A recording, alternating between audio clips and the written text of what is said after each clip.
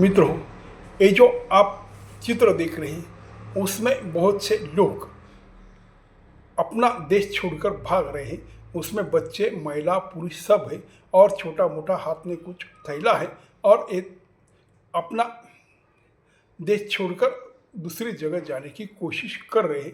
ये देश है लेबनान और इस देश में इजराइल ने युद्ध चलाया है। इजराइल इतना लेबनान को ठोक रहा है कि वहाँ के 10 लाख लोग बेघर हो गए हैं और उसमें मरने वाले की संख्या 1500 के आसपास हो गई है।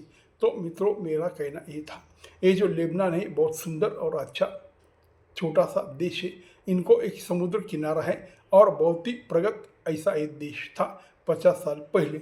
लेकिन जब उसमें ये गाजा के झगड़ा इजराइल से हो गया तो गाजा के लोग और इराक के लोग कुछ वहाँ पे बसे और इस लोगों ने अपना जिहादी काम शुरू कर दिया।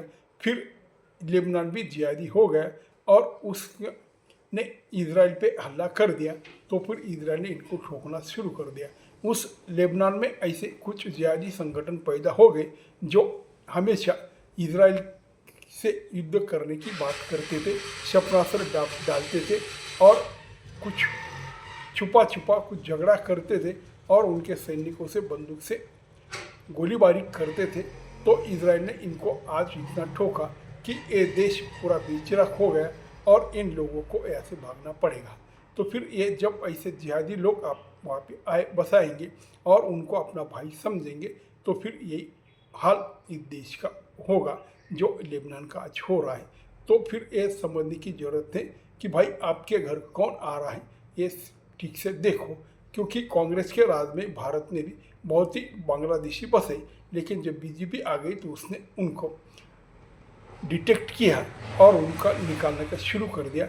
इसीलिए एसआरआई में बहुत से बंगाल के ये जो बांग्लादेशी है उनका नाम इलेक्शन जो सूची रहती है, जो वोटर सूची रहती है, उसमें से निकाला जा रहा है। क्योंकि ये लोग जहाँ भी जाएंगे वहाँ भी ऐसी गंदगी पैदा करेंगे तो इनको आज ही निकालना फायदे का है। क्योंकि जब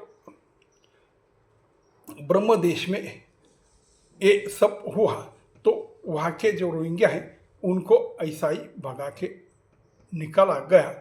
वो बांग्लादेश में आ गई, वहाँ से भारत में बस रहे हैं। तो भारत को भी सावधान रहना चाहिए। जब ऐसे लोग आएंगे तो सब गंदगी वो बनाएंगे और देश को ये ऐसी तकलीफ में डालेंगे। जो लेबनान का हश्र हुआ ये भारत का नहीं होना चाहिए। इसलिए आज ही ये सब देखना पड़ेगा। नमस्कार।